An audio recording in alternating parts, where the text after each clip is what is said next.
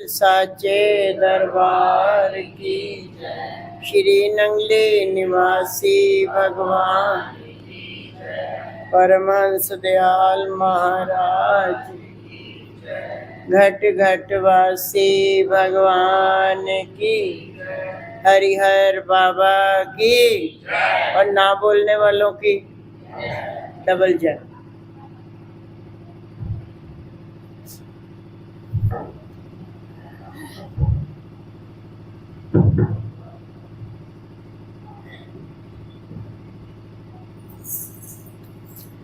प्यारे, अभी उधर से किसी ने भजन बोला था, मुझे शक्ल तो दिखी नहीं।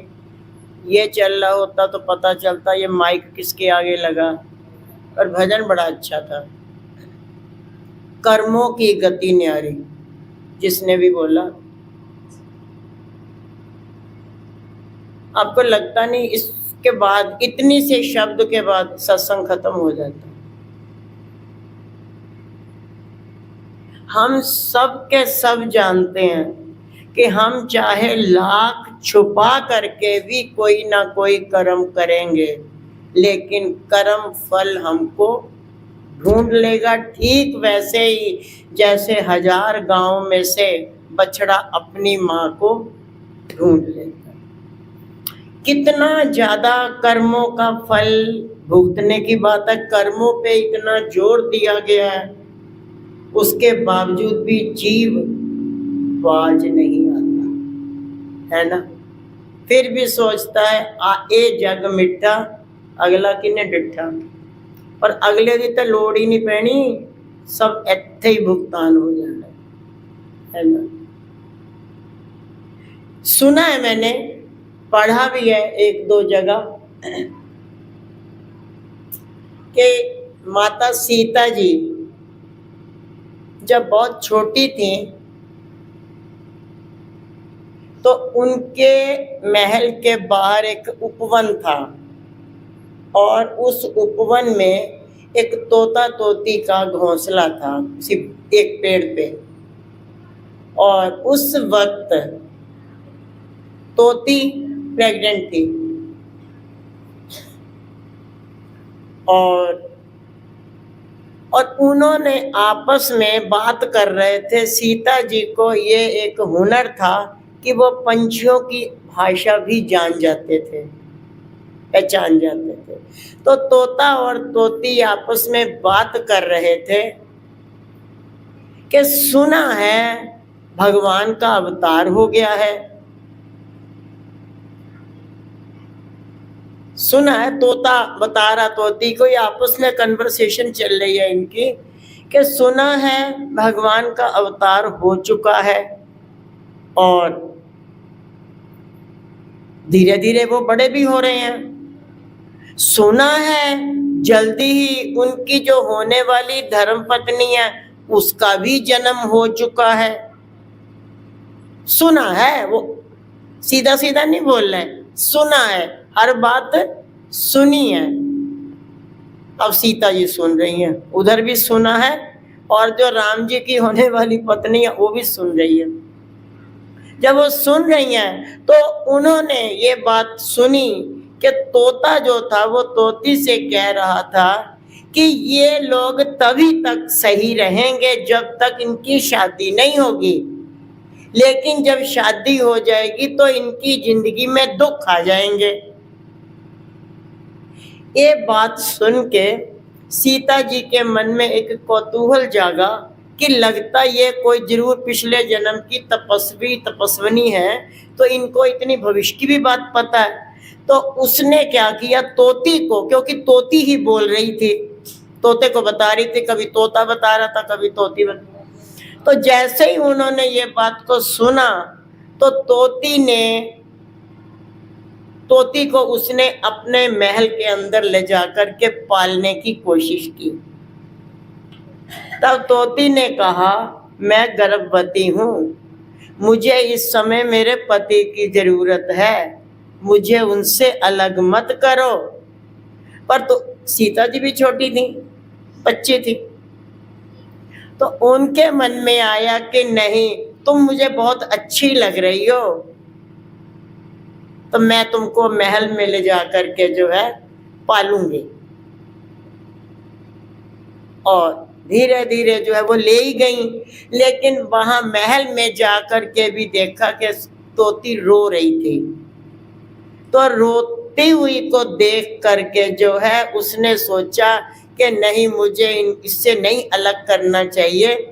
तो वो वापस उसको तोते के पास लेकर के आई, लेकिन तब तक तोता उसी बिछोड़े में प्राण छोड़ चुका था। ठीक उस वक्त तोती के मन में एक बात आ गई कि इसने मेरे को गर्भवती अवस्था के अंदर जो है इतने बड़े दुख से निकाल दिया। उसने कहा, ए बिटिया, आज मैं तुम्हें शाप देती हूँ, जब तू इस स्थिति में होगी तुझे भी तेरे पति का सुख ईमानदारी से सब जानते हो। देखो, इस दुख को तो आप पहचानते हो, सॉरी मैं नहीं पहचान पाऊंगी क्या परेशानी होती है, क्या होता है, लेकिन आप लोग जानते हो कि किसके साथ की ज्यादा जरूरत होती है। और वो तोती का कर्म चाहे बचपन में किया या कैसे किया, और वो उस कर्म का जो फल था सीता जी को जिंदगी भर भुगतना पड़ा। और वहां पर जो है फिर देखिए उसी कंडीशन में भी छोड़ा हुआ, और उसके बाद में बच्चे बड़े भी हो गए, लेकिन जो है वो तो कर्मों की जो बात है, हम सोचते हैं अरे हटाओ ये क्या है ना, क्या बोलता रहता, चल तू ऐसा है तू वैसा है। प्यारे, एक एक पॉइंट हमारा उस मालिक की, कहीं वो रजिस्टर पहले कभी लेके बैठता होगा धर्मराज, तुम्हारे यहाँ जो कंप्यूटर आ गया तो वहां भी चल पड़ा है तुमसे पहले, तो वहां पे जो है वही हिसाब किताब तुरंत जीव के जो है हिसाब वहीं पे लिखा जाता है, क्या किया तुमने जो बोला, और वहीं पर ही जो ऐड हो जाता है। और किसी के बोला कुछ किया, जैसे किया गया जैसे बोला गया, और तुरंत। और हमारा बोलने बालने का तो छोड़ो, बात बहुत आगे तक पहुंच जाती है। अब हम नाम नहीं लेंगे, कुछ एक को पता, कुछ एक को, सबको नहीं पता। दिल्ली में एक व्यक्ति बहुत अच्छे थे, उसकी धर्मपत्नी ने आना, आश्रम पे आते जाना, बच्चों को भी जोड़ा, धीरे धीरे धीरे किसी कारणवश उसके मन में क्या बात आ गई, निंदा पे उतर आए मेरी, क्योंकि मैं इनकी हूँ, तो जो मेरी निंदा करेगा वो भी इन्हीं की है, जो मेरी साथ मिल के चलेगा सही रहेगा तो वो भी उपमा उन्हीं की है, ना मेरी। मैं इन सब से सब कुछ इनके हवाले है ना।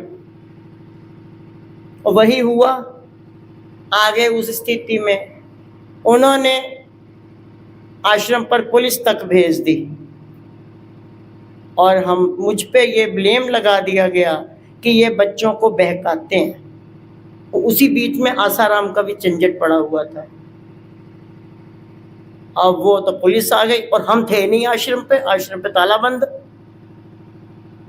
अब वो रहा ये तुम्हारा बच्चा, तब तो और 10 साल पुरानी बात है, और भी छोटा था। जैसे ही वहां पर हम कहीं सत्संग में गए हुए थे, वहां से सत्संग और फोन आया होगा बच्चे का, किसी अपना वो बच्चा मोहन, आप सब लोग जानते हो, तो उसने फोन उठाया, मेरे वाले फोन इसी के हाथ में ही होते हैं, इसने उठाया, बोले जी आश्रम पे पुलिस आ रही है। और ये बच्चा तो बच्चा ठहरा। जैसे सत्संग के बाद हमने गाड़ी में बैठने लगे, एक पैर अंदर एक पैर बाहर, क्या तब हुआ जी आश्रम पे पुलिस आई, और हमें समझ में नहीं आया। मैं कहा भाई बैठ तो जाने देता, क्या हो गया, क्या बात, कहते ऐसी ऐसी बात है। वो कह रहे हैं कि इंस्पेक्शन की है, ये है वो। अब भैया उसी बीच में आसाराम का झंझट पड़ा हुआ था, ठीक, और उसी बीच में आश्रम के अंदर 100 नंबर की गाड़ी, बस इतना ही काफी है, सब जानते हैं।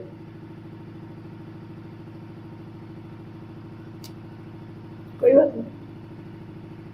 अब वो जो इंस्पेक्टर लेडीज थी, इंस्पेक्टर को उसने मोहन को नंबर दे दिया था, तो मेरे पास नंबर आया, मैंने उसको कॉल बैक की।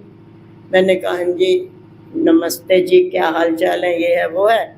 और मैंने कहा सुना आप आश्रम पे दर्शन करने गए थे भगवान जी के, कहते हाँ करने तो गए थे पर ताला बंद था, आप कहाँ चले गए? मैंने हमें क्या मालूम था आप आ रहे हैं, दरवाजा खोल के रखते, हम तो कहीं प्रोग्राम में थे बाहर, इस तरफ आए हुए हैं। बोले अच्छा। मैंने कहा वैसे आप आए किस लिए थे, कारण?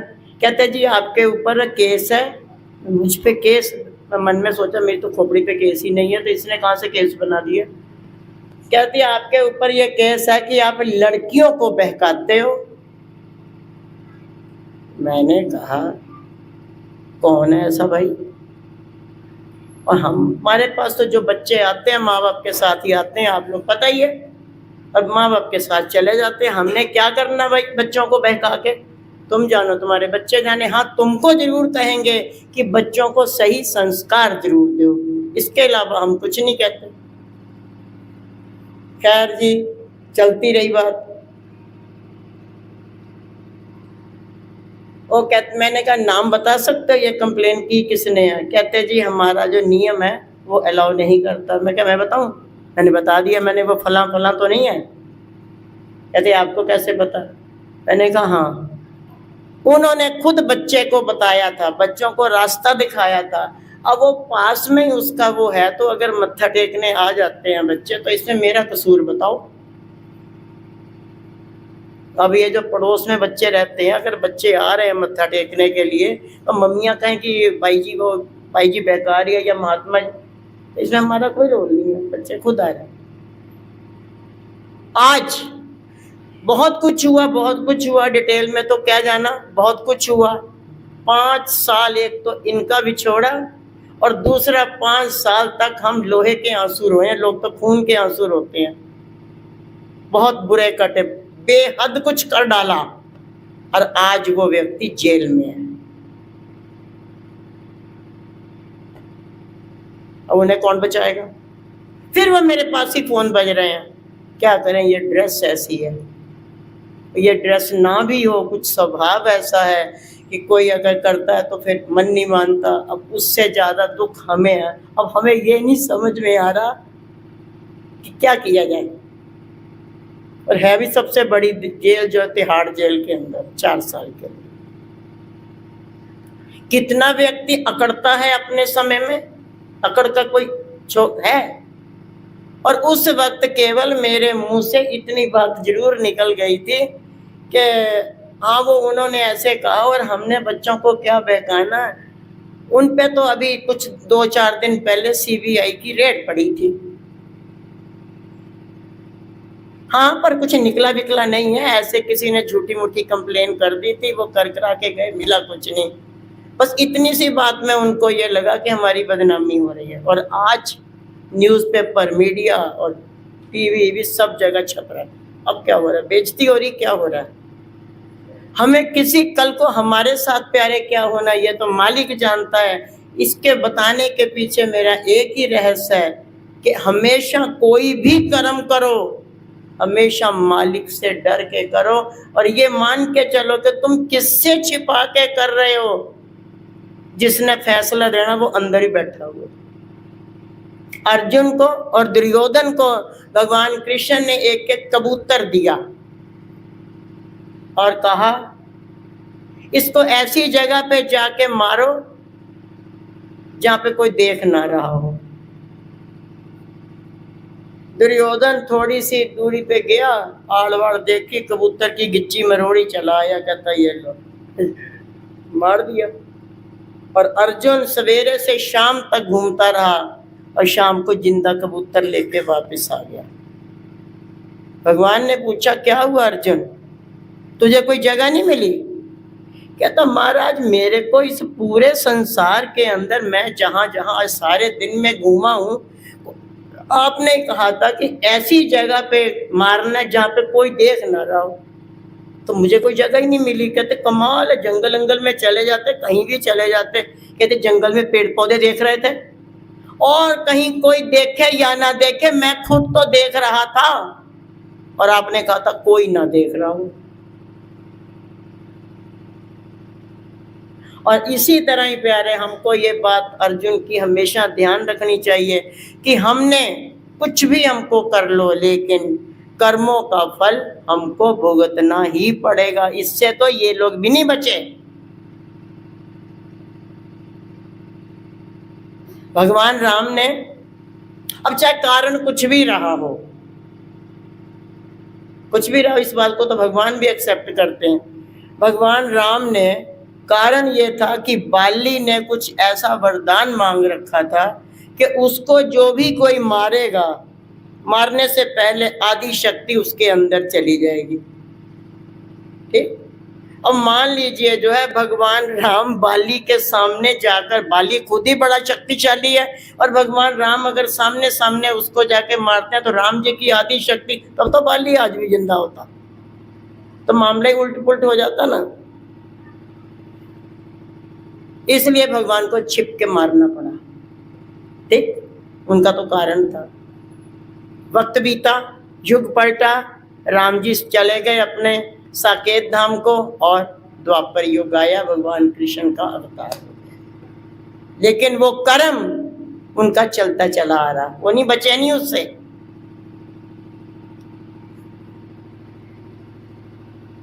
वक्त बीता, कन्हैया जी के ग्वाल बाले खूब यादव इकट्ठे हुए, सब जानते ही हो। होनी होके रहती है, होनी को कोई नहीं टाल सकता प्यारे। एक बार ऐसे ही मुनि दुर्वासा जी यमुना किनारे बैठे थे, ध्यान लगा करके, ध्यान क्या, वो स्नान करके ऐसे थोड़ा बैठ के वो जलधारा को देख रहे थे। इतने में एक ग्वाले को मजाक सूझ गया। उसने क्या किया, एक ग्वाले ने साड़ी पहनी। पहले पीतल बड़ा चलता था, आज भी कहीं कहीं है पीतल के बर्तन, तो वो बाटी टाइप की नहीं होती है, आज भी गुरुद्वारों में उसी में पानी पीने को मिलता, बाटी। तो एक बड़ी सी बाटी उसने पेट पे बांधी, और बांध के साड़ी वाड़ी पहन के मुनि दुर्वासा जी के आगे गया, गर्भवती औरत बन के, बोले बताओ माई होगा भाई होगा, लड़का होगा या लड़की होगी। वो तो जानते थे। दुर्वासा जी ने कहा बेटा जाओ, संतों से मजाक नहीं करते हैं, जाओ तुम। कहते हैं आपको पता ही नहीं, आप तो ऐसे ही साधु बन गए हो, पता ही नहीं है आपको। दूसरी बार फिर उन्होंने समझाया, बेटे जाइए, मजाक कभी कभी बहुत महंगा पड़ जाता है, अब जाओ। जब तीसरी बार एक और ग्वाले ने कहा अगर आपको पता होता तो अब तक आप बता चुके होते, आपको तो पता ही नहीं है, बताओ लड़का होगा या लड़की होगी। सहज में दुर्वासा जी के मुंह से निकला, इसके गर्भ से वो पैदा होगा जो तुम्हारे कुल का नाश कर देगा। अब डर गए सारे ग्वाले। साड़ी वाड़ी खोली गई, बाटी निकाली गई, और उसको जो है घिसा गया एक पत्थर पे, ताकि हम इसे खत्म ही कर दें, ऐसा कुछ होए ही ना। उसको घिस घिस के सारा खत्म कर दिया गया, और घिसते घिसते घिसते इतना सा जो टुकड़ा बचा उसको जमुना जी में फेंक दिया। अब इधर क्या होनी होती है, वो जो घिसने के बाद वो जो कण थे, वहां पे एक उसकी एक विशेष प्रकार की घास पैदा हो गई। यहाँ भी होती होगी, हिमाचल में भी एक ऐसी घास होती है जिसका आगे से बड़ा नुकीली सी साइड होती है, वो अगर हम मार दें तो व्यक्ति मर जाएगा। बड़ा आगे से मतलब भाले की तरह बड़ी नुकीली सी होती है वो, तो वो वाली घास पैदा हो गई। वक्त बीतता गया, एक बार सारे ग्वाले वाले सब आए हुए थे, जमुना जी में अपना जल क्रीड़ा कर रहे थे, नहा नहू के मस्ती कर रहे थे। किसी बात पे सारे में आपस में लड़ाई छिड़ गई, तो झगड़ा जो हुआ तो कुछ तो मिला नहीं, वही घास उखाड़ उखाड़ के एक दूसरे को मारने लगे, और वो थी नुकीली, मारने गए तो फिर मरते ही चले गए।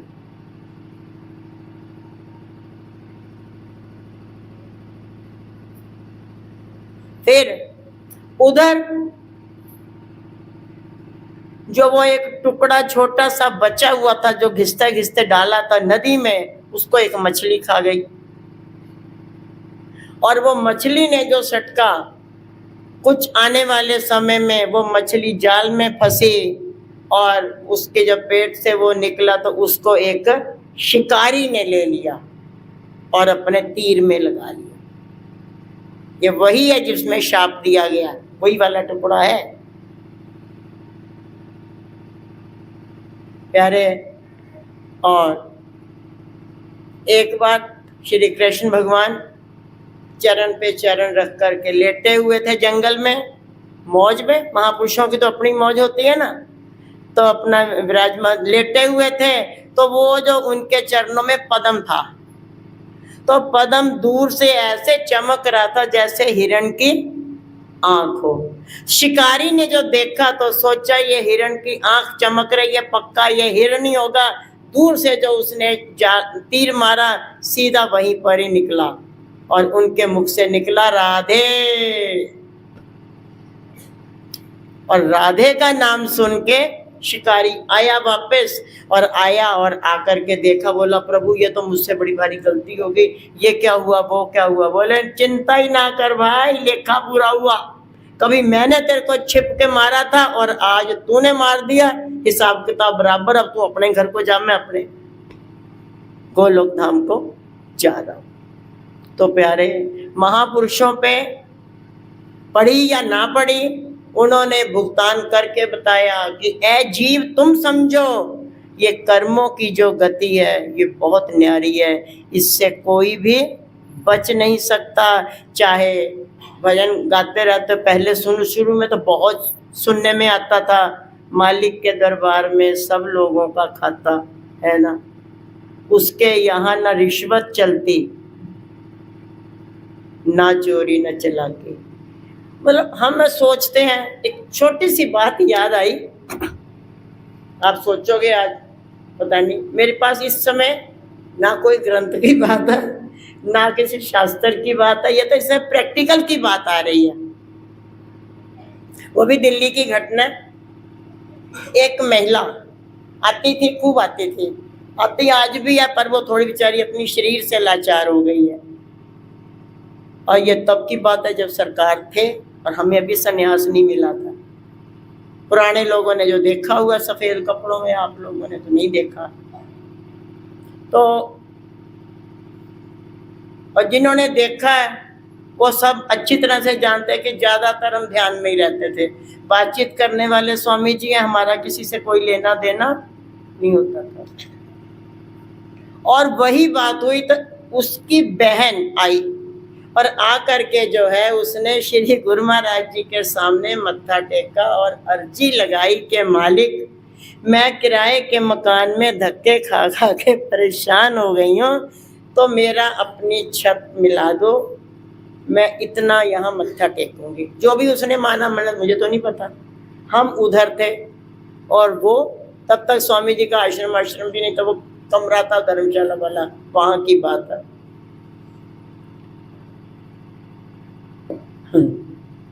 मन्नत मानी, चली आई। 2-3 महीने के बाद गुरु महाराज जी ने कर दिया काम। अब कर दिया तो आई अपनी मन्नत पूरी करने के लिए। कुछ लोग ये सोचते हैं अगर हम कुछ गुल्लक में डालेंगे तो कैसे पता चलेगा कि हमने क्या देखा, क्या डाला। अगर जो है सीधे सीधे जो है हाथ में पकड़ाएंगे या भाई जी को या स्वामी जी को किसी को मत्था टेकेंगे तो पता चलेगा हमने इतना मत्था टेका। कई लोगों के अंदर एक ये भाव आ जाता है, उसके मन में भी आ गया। उसने क्या किया, गुल्लक में तो वो जाने क्या डाले आई मंदिर में, और स्वामी जी के आगे 11,000 के पता नहीं 21,000 मत्था टेक दिया। इधर हम ध्यान में थे, हमसे उनको ना तो 11,000 की जरूरत, ना 21 की, ना 51 की, ना 1 रुपए की, किसी की जरूरत नहीं। वो केवल ये जतलाना चाह रहे थे कि जो कुछ तुम्हारे हृदय में चल रहा ना, मैं जानता हूं। ये मत सोचना कि तुम छिप के कोई कर्म कर लोगे, कर्म फल भोगना पड़ेगा। कभी कभी महापुरुष बचाने की भी कोशिश कर लेते हैं। तो गुरु महाराज जी मुझे ऐसे मुस्कुराते हुए फरमाते हैं, कहते देख गार्गी, उस लवन में उनका पेट बर्ड, ऐसे कई लोगों का तो पागल, अरे क्या है, कुछ लोग किसी किसी का वर्ड होता है तो उनका पेट बड़ा लिबन्नी। तो श्री गुरु महाराज जी सहज में फरमाते हैं, कहते देख गार्गी उस लवन्नी नूं देख चा, मकान ते ओनू मैं दिलाया, ओदा नाम लैके मैं नहीं लूंगी ना। कहते मकान तो ओनू मैं दिलाया, और पैसे जेडी मेरे मन्नत दे पैसे सी वो मैनू तो इत्थे 2 रुपए चढ़ा के गई है, वो सारे स्वामी विवेकानंद ने मकान थोड़ी न दिता। और मैंने वो बाद में मुझे नहीं मालूम था, मैंने आँख खुली मेरी अचानक, तो मैंने बाबा से पूछा, मैंने कहा बाबा इस नाम का बंदा कोई आया हुआ है? कहते ये बैठी है। मैंने कहा मुझे कुछ कहना है, और मैं इनके सामने मेरे को डर लगता ना, ये पता नहीं कोई लट्ठा ना मार दे, बड़ा सच बड़ा कड़वा। उन्होंने तो सीधे सीधे बोल दिया और मैं कैसे बोलूं। तो मैंने धीरे से, बाद में स्वामी जी ने उनको बाहर भेजा, मैंने बाबा से बताया, मैंने कहा ऐसे ऐसे श्री गुरुमाई ने फरमाया। गुरुमाई ने उसको बुलाया, बोला इधर आ। कहते गुल्लक में क्या डाल के आई है? कहती गुरुमा जी मैं उथे गुप्त पाया ही। कहते गुप्त 2 रुपए पाके आई है ना, और ये 11,021 जो भी थे। कहते ये यहाँ किस लिए मन्नत कहाँ की मानी थी? कहते वहां की। तो बोले यहाँ किसको दिखा रही है? चल उठा के डाल के आ जाके, दिमाग खराब तेरा।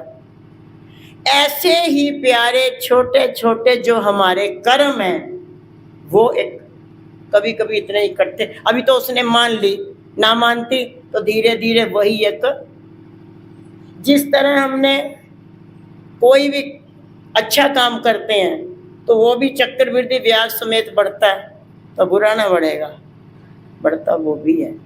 तो प्यारे ज़्यादा नहीं कहेंगे, इतना ही बहुत है कि कम से कम प्यारे अपने कर्मों की ओर हमेशा नज़र रखो। रावण का जब शरीर छूटने लगा, पड़ा था शरशैया पे, उस वक्त भगवान राम ने लक्ष्मण से कहा कि लक्ष्मण जा, आगे हमने जो है राज करना है, तो इससे बड़ा राजनीतिज्ञ और कोई नहीं, और प्रकांड पंडित है, जाके उससे कुछ राजकाज की बातें सीख के आ। गए लक्ष्मण जी, बोले हमने राज सीख चलाना तो हमें कुछ सिखा दो। रावण ने देखा भी नहीं, वापस आए, बोले देखो प्रभु उसमें अभी तक कितना घमंड भरा हुआ है, उसने मेरी तरफ देखा तक नहीं। बोले ये बताओ, उसको तो हम बाद में देखेंगे, तुम ये बताओ कि जब तुम गए थे तो तुम खड़े कैसे थे? कहते मैं उसके सिर के पास जाकर के पूछ रहा था। कहते गलती उसकी नहीं, गलती तेरी है। किसी से भी अगर अपने से बड़े से कुछ सीखना होता है तो चरणों की तरफ जाके सीखते हैं, सर के पास कौन खड़ा होता है?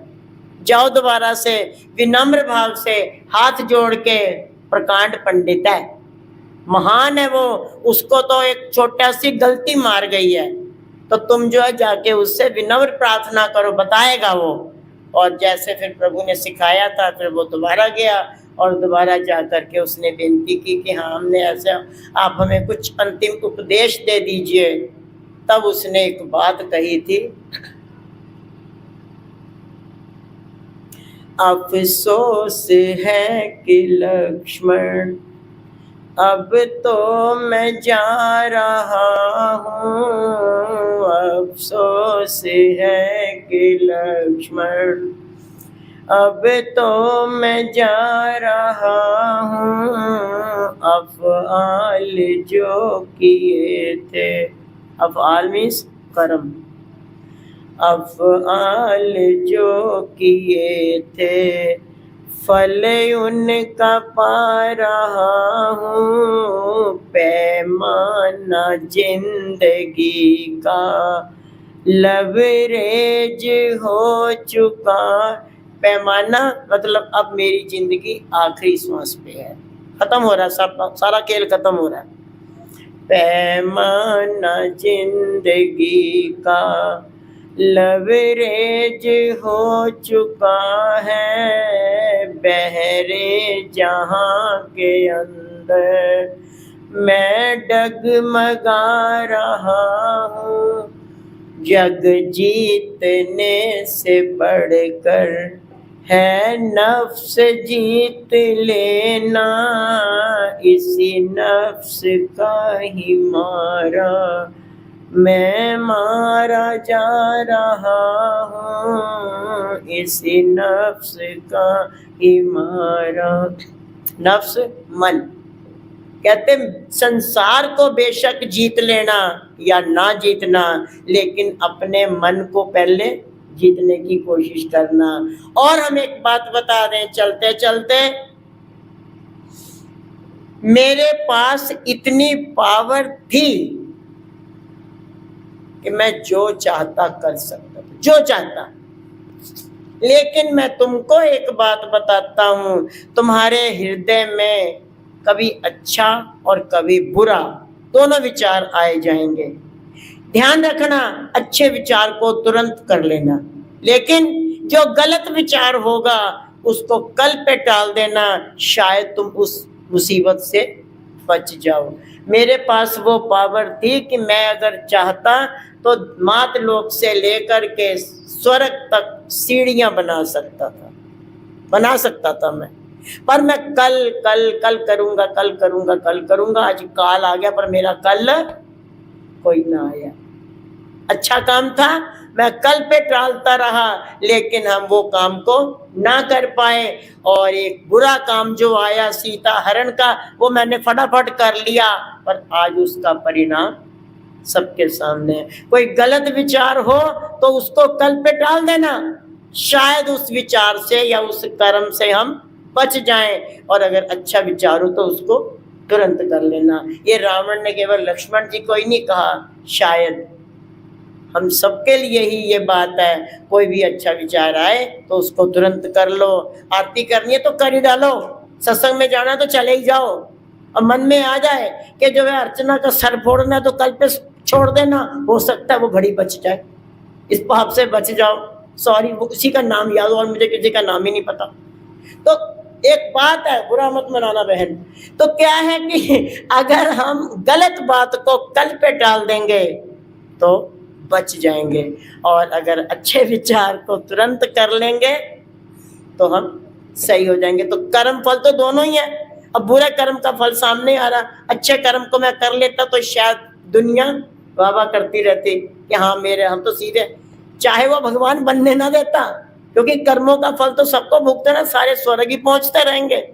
लेकिन एक बात की बात थी, उनके कहने का मतलब ही यही था कि अच्छा विचार तुरंत कर लो और गलत विचार को कल पे टाल दो, क्योंकि कर्मों की गति बहुत न्यारी है, होनी हो करके रहती है। हम कितना भी सोचें कि हम बच जाएंगे, लेकिन नहीं। एक छोटी सी बात याद आ गई, बता दें या लंगर का टाइम हो गया? एक राजा हुए हैं जन्मेजय जी, ये भागवत की बात है।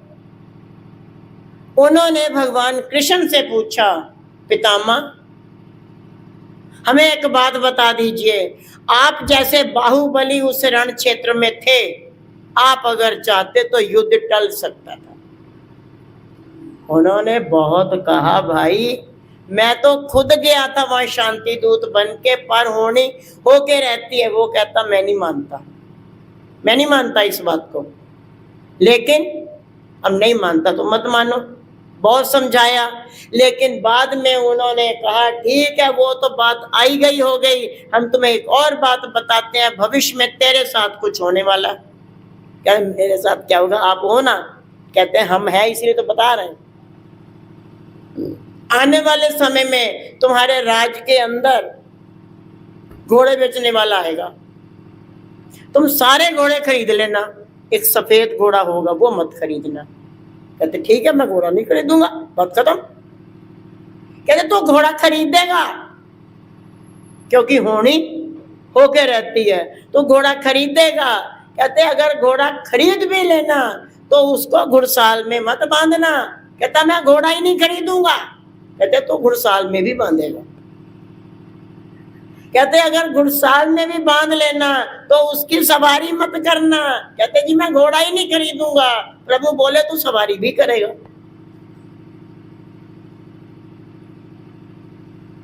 कहते अगर तू सवारी कर भी ले तो दक्षिण की ओर मत जाना। कहते प्रभु मैं घोड़ा ही नहीं खरीदूंगा ना। कहते तो दक्षिण में भी जाएगा।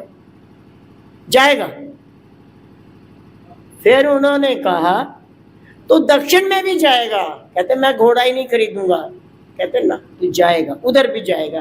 कहते जब वहां तू जाएगा तो वहां पर तुझको एक लड़की मिलेगी रोती हुई, उससे बात मत करना। कहता जी मैं घोड़ा ही नहीं खरीदूंगा। कहते तू बात भी करेगा? बोले बात कर लेना पर उससे शादी मत करना। कहते मैं घोड़ा ही नहीं खरीदूंगा। कहते तू शादी भी कर लेगा। अब दोनों अपनी अपनी, वो एक ही बात पे अड़ा है राजा कि मैं घोड़ा ही नहीं खरीदूंगा। प्रभु हर बात पे कह रहे तू ये भी करेगा, ये भी करेगा, ये भी करेगा। वो कहते तू शादी भी करेगा। कहते लास्ट ऑप्शन में बता रहा हूं तेरे को, अगर तू जो है उससे शादी कर ले तो कृपा करके उसको कोई वचन मत देना। ये लास्ट है। कहते जी मैं घोड़ा ही नहीं खरीदूंगा। बोले जी समय बताएगा और तू वचन भी देगा, फिर मेरे पास कोई इलाज नहीं है। ऐसा कुछ समय बीता, जन्मेजय जी के दिमाग से वो बात फिसल गई। राजा के महल में, उसके यहाँ राज्य में एक वो होता था, जानवरों का मेला लगता था। हर तरह के लोग आते थे जानवर, कोई घोड़े वाला, कोई हाथी वाला, कोई कैसा कोई कैसा, हर तरह के जानवरों का मेला लगता था। घोड़ों का भी लगा उस साल, और उसमें सारे घोड़े बिक गए, वो सफेद ही नहीं बिका। और ये नियम था कि अगर कोई घोड़ा, कोई भी जानवर अगर बचता है तो वो राजा को लेना पड़ेगा। और तो बिना मोल के खरीदना पड़ गया, उसको बांधना पड़ गया और उसको कीमत देनी पड़ गई। अब कहाँ जाना, बांधना ही है। और ये भूल चुका था कि प्रभु ने क्या क्या कहा। उसको घुड़साल में बांध लिया और कुछ समय बीता। घुड़साल का मालिक खूब उसकी सेवा एवा कर रहा है। एक दिन उसने, वो जो घुड़साल में देखने आया, तो एक दिन उसने कहा कि भाई ये बताओ महाराज, मेरी सुन लो आप, ये जो अब घोड़ा आया ना, ये सिर्फ आपके लायक है, आप ही इसके ऊपर सवारी करना। और आप एक बार प्रैक्टिकल करके देख लो, ये बड़ा ही गजब का घोड़ा है। अब राजा तो भूल भाल गया, अगली पिछली सारी बातें एड़ी लगाई, घोड़े पे चढ़ा और अब घोड़े की बारी, सीधा दक्षिण में ले जा करके वहीं खड़ा किया जहां लड़की रो रही थी। अब राजा का धर्म है प्रजा को सुखी करना। और राजा ने उस लड़की से पूछा भाई क्या हो गया। उसने अपना कोई कथा सुना दी, इसने उससे शादी कर ली। शादी करके घर आ गया और उसने कहा कि मैं आपसे वचन मांगती हूँ कि आप मेरी किसी बात को नहीं टालोगे। राजा ने कह दिया कभी नहीं टालूंगा, सारी बातें खत्म।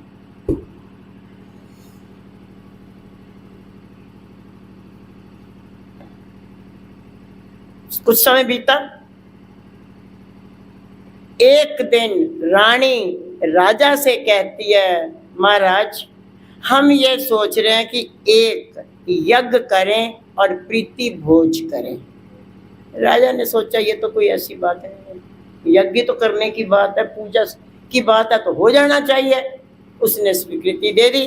कहती महाराज मेरी दूसरी बेनती ये है कि उसमें ना जो ब्राह्मण आएंगे कोई वृद्ध ना आए, सब जवान नौजवान जो ब्राह्मण है वो आने चाहिए। राजा ने कहा हो जाएगा। अब सब के सब जो है जवान बिल्कुल जब बच्चे आए और आकर के जो है वो हवन हुवन हुआ। अब खाना खाने जा रहे थे सब, जो लंगर पानी था, तो खाना खाने वो रानी खुद परोस रही थी सबको। इतने में अब एक बड़ी कस के हवा का जो झोंका आता, जैसे कल आया था, एक जो हवा का झोंका आया तो रानी का पल्लू उड़ गया। पल्लू उड़ा तो वो सारे जवान तो थे ब्राह्मण, वो सारे हंस पड़े। जब हंस पड़े तो राजा से उसने कहा, महाराज इन्होंने आपकी रानी का अपमान किया, इनके सबके सिर काट दो। अब राजा वचनबद्ध हो चुका था, वचन दे ही चुका था, उसने सबके सिर उड़ा दिए। और उसके बाद में हुआ क्या, उसको ब्रह्म हत्या का दोष लग गया और पूरे शरीर पे कई प्रकार का कोड़ पड़ गया, पस पड़ गई, कहीं पानी या कहीं कुछ अजीब सा।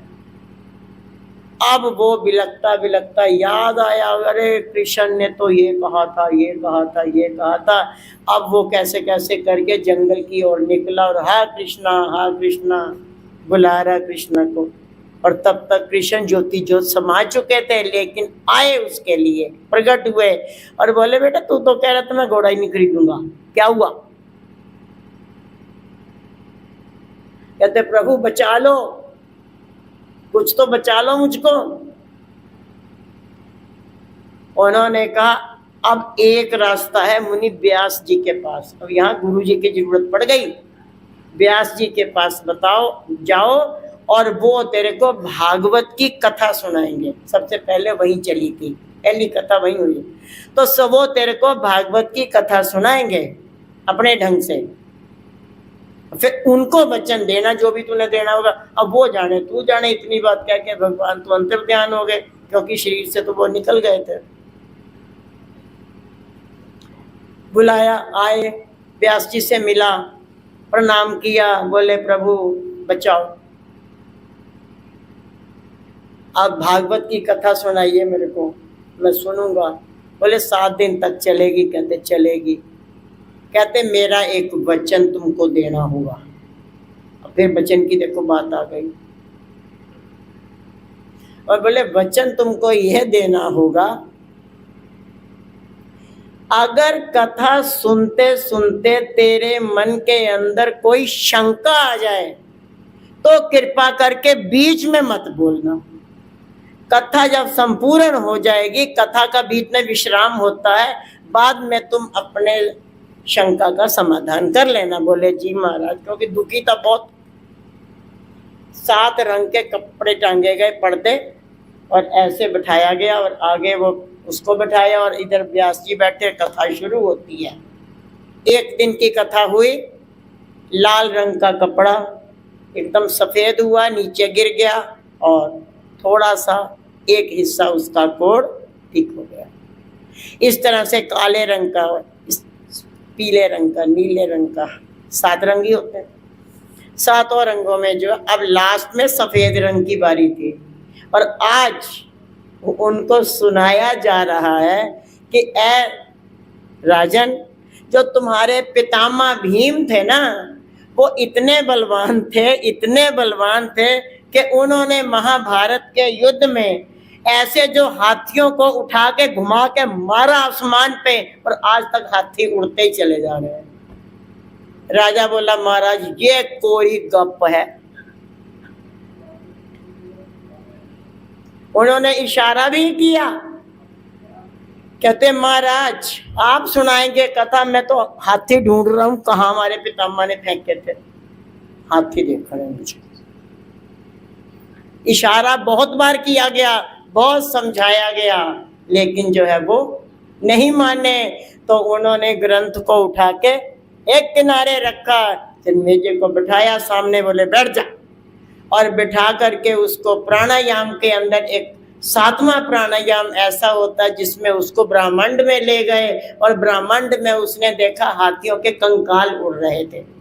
बोले मुझे तसल्ली होगी, कथा आगे। बोले अब तो गई खत्म, तूने जो आज्ञा नहीं मानी। वो सफेद कपड़ा रह गया था ना, तो ये जो सफेद दाग बचा है, ये कलयुग के जीवों के लिए बची बात कि आज्ञा के बाहर जाओगे तो हमेशा दुख पाओगे, और अगर आज्ञा के घेरे में रहोगे तो तुम्हारा कल्याण होगा। पूरा वही करेगा जिसने आज्ञा बख्शी है, और व्यास जी ने आज्ञा दी थी तो वो नहीं माने। तो आज ये एक निशानी हम लोगों के लिए छोड़ी गई शायद, कि हमेशा गुरुजनों की आज्ञा के घेरे में रहेंगे तो हमारा कल्याण रहेगा। तो प्यारे ज़्यादा नहीं कहते, यहीं पर ही वाणी को विराम देंगे, और बोल जयकारा, बोल मेरे